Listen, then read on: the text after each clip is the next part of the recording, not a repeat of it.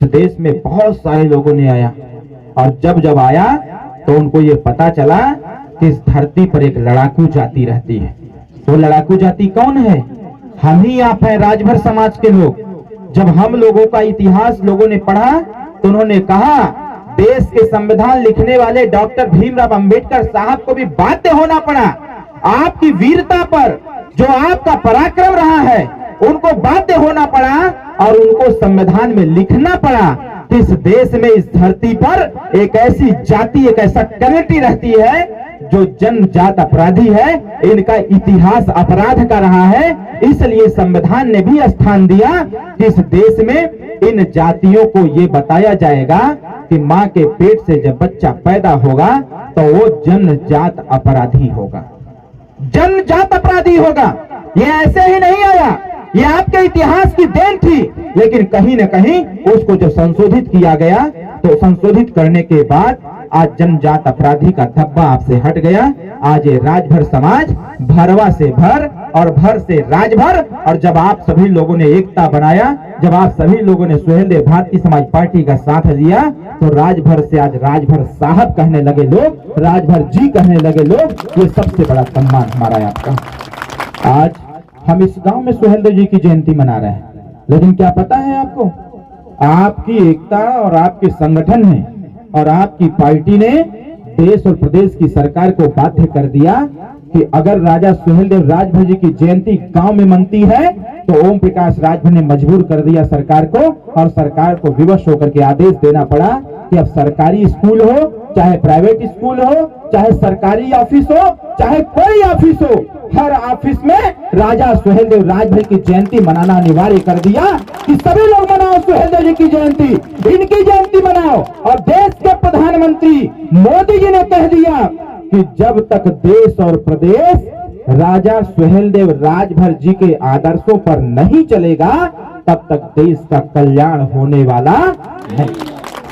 आप जरा सोचिए, कल्पना करिए कि जिस समाज को लोग जानते नहीं थे, जिस जाति का नाम लेने पर लोग कहते थे कि राजभर जाति रात को चोरी करने वाली जाति है, जिस जाति का नाम लोग लेते थे तो लोग कहते थे कि राजभर जाति मछली मारने वाली जाति है, जिस जाति का नाम लेने पर लोग उदाहरण देते थे कि राजभर जाति के लोग ताल में चूहा मारने का कार्य करते हैं। लेकिन आज आपकी एकता ने, आपने थोड़ी सी मेहनत किया, उसका परिणाम ये रहा कि गाजीपुर से देश के प्रधानमंत्री को कहना पड़ा कि आज सुहेलदेव जी के नाम पर ट्रेन चलाया जाता है, ट्रेन चला करके इनका सम्मान किया जाएगा। आपके मऊ के बगल के जनपद आजमगढ़ में राजभर नौजवानों के पढ़ने लिखने के लिए, आजमगढ़ के समस्त नौजवानों को पढ़ने लिखने के लिए आजमगढ़ में राजा सुहेलदेव राजभर जी के नाम से विश्वविद्यालय भी खोला गया। साथियों, ये बड़ा उपलब्धि आपको मिला।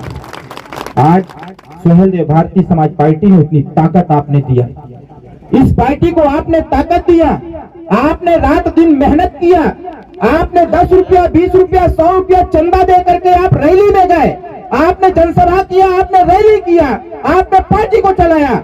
आज उसी का परिणाम है कि आज सुहेलदेव भारतीय समाज पार्टी ने पूर्वांचल में वो दम पैदा कर रखा है कि देश की कोई भी पार्टी हो, उत्तर प्रदेश में बिना सुहेलदेव भारतीय समाज पार्टी के किसी का कल्याण होने वाला नहीं। आप कहां हैं मेरे नौजवान भाइयों? मेरा आपसे अनुरोध है कि हमारे दादाजी का समय गया, दादाजी को जितना संघर्ष करना था वो बेचारे कर लिए, उनको जितना प्रचार प्रसार करना था उन्होंने कर लिया। अब बारी हमारी आपकी है। हम मोबाइल के माध्यम से, सोशल मीडिया के माध्यम से अपनी मोटरसाइकिल उठा करके अपने जैसे नौजवानों को जिस दिन हम लोग तैयार कर लेंगे और जय सुहेलदेव बुलवा देंगे, उसी दिन से साथियों सत्ता के करीब हम लोग पहुंचने लगेंगे। फिर हमको आपको कोई पीछे करने की हैसियत नहीं रखने वाला है। अब जिम्मेदारी किसकी है? ये जिम्मेदारी हमारी और आपकी है, ये जिम्मेदारी हमारी आपकी है कि सुहेलदेव भारतीय समाज पार्टी को और मजबूत कैसे करना है हमको। ये हमारी आपकी जिम्मेदारी है कि जहां पर हमारा पूजा करते हैं, वो चाहे शंकर भगवान का करते हो, चाहे दुर्गा माता का करते हो, चाहे सरस्वती जी का करते हो, चाहे गणेश जी का करते हो, चाहे जिस भी भगवान की आप पूजा करते हैं, मेरा अनुरोध आपसे है अपने मंदिर के स्थान पर पर राजा सुहेलदेव राजभर की फोटो रखिए, इनकी भी पूजा होनी चाहिए। अगर इस देश में शंकर भगवान की पूजा होती है तो महाराजा सुहेलदेव राजभर की पूजा होनी चाहिए। ये साथियों करने का काम आपको करने की आवश्यकता है। आप जब पूजा करेंगे, जैसे अभी मैंने एक वीडियो अपलोड किया है, एक छोटा सा वीडियो है, मैं यहाँ हूँ और हमारा छोटा सा बालक अभी 4 महीने का है, कुल मिला जुला करके 4 महीने का हमारा बालक है। उसका नाम शुभम हमने रखा हुआ है और मैं यहाँ हूँ और हमारा बेटा राजा सुहेलदेव जी की पूजा कर रहा है। मैं यहाँ हूँ और ये हमारा बेटा सुहेलदेव जी की पूजा कर रहा है, मात्र 4 महीने का है। और जब इससे बोलवाता हूँ कि बोलो ओम, तो ये ओम बोलता है। जब मैं बोलता हूँ कि बोलो ओम भार शिवाय नमः, तो बोल तो नहीं पाता है, लेकिन ओम जरूर बोलता है और मुंह घुमाता है कि यो बोल ले जाएंगे, और वो ये पूजा कर रहा है। मैं अभी आते समय वीडियो हमको मिला तो हमने देखा, मैं बहुत प्रसन्न हो गया। हम खुश हो गए कि चलिए, हमारा एक छोटा सा बेटा है जो सही से समझ नहीं सकता, लेकिन वो सुहेलदेव राजभर जी की पूजा कर रहा है। ये सबसे बड़ी उपलब्धि हमारी होगी कि आपने आशीर्वाद दिया। आज मेहनत की देन है कि इस प्रकार की स्थिति उत्पन्न हुई है। इसलिए मैं खास करके माताओं और बहनों से कहूंगा, राजा सुहेलदेव राजभर जी की जब जयंती हो, इनका विजय दिवस जब 10 जून को आता है, मेरा यह आग्रह है आपसे कि आप लोग इनकी फोटो जरूर अपने घर में रखिए और घर में रख करके इनकी पूजा करिए। जानते हैं भार शिवाय मैंने क्यों कहा?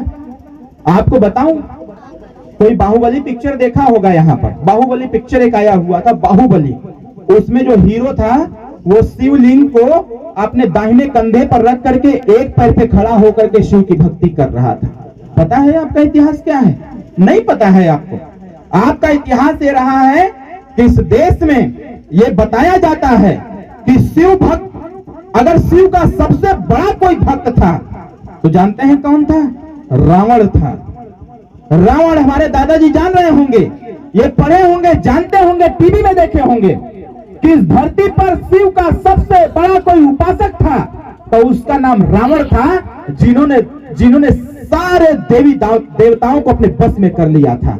उसी प्रकार से इस धरती पर अगर दूसरा कोई शिव का सबसे बड़ा उपासक था तो नागवंशी क्षत्रिय राजभर था साथियों, जो अपने कंधे पर शिवलिंग रख करके, वो शिवलिंग को जमीन में नहीं रखता था, वो शिवलिंग रख करके कंधे पर और एक पैर पे खड़ा होकर के शिव की आराधना किया करता था। इसीलिए हमने कहा ओम भार शिवाय नमः। शिव की भार को किसने रोका? शिव की भार को, शिवलिंग के भार को रावण भी नहीं रोक पाया था। शिवलिंग के भार को रावण भी नहीं रोक पाया था।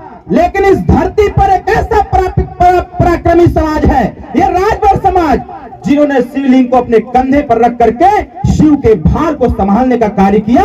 इसीलिए एक उद्घोष हुआ, ओम भार शिवाय नमः। जो शिव के भार को स्वीकार कर लिया वही राजभर समाज साथियों कहलाता है। ऐसा इतिहास हमारा याद करा। वंश जो प्रणाली चल रही थी आगे का, उसको बर्बाद कर दिया गया, पढ़ने का अधिकार छीन लिया गया, पढ़ाई से हटा दिया गया, इसको अपने राज्य से निकाल करके जंगल में भेज दिया गया, इसको कहीं नदी के किनारे बसा दिया गया, इसको कहीं पर पहाड़ के किनारे बसा दिया गया। उसी का परिणाम रहा कि हमारा समाज, जो इस देश का सबसे पराक्रमी समाज था, वो अशिक्षित हो गया, अज्ञानी हो गया। आज उसी की देन है कि हम सभी लोग दर दर की ठोकरें खा रहे। लेकिन साथियों, मुझे खुशी इस बात की है कि आपने अपने बेटे और बेटी को पढ़ाने का जो संकल्प लिया है, कहीं न कहीं आने वाले समयों में ये राजभर समाज का सर ऊंचा करेगा, ये राजभर समाज का कद ऊंचा करेगा। जिस दिन हमारे समाज में मैक्सिमम लोग पढ़े लिखे हो जाएंगे।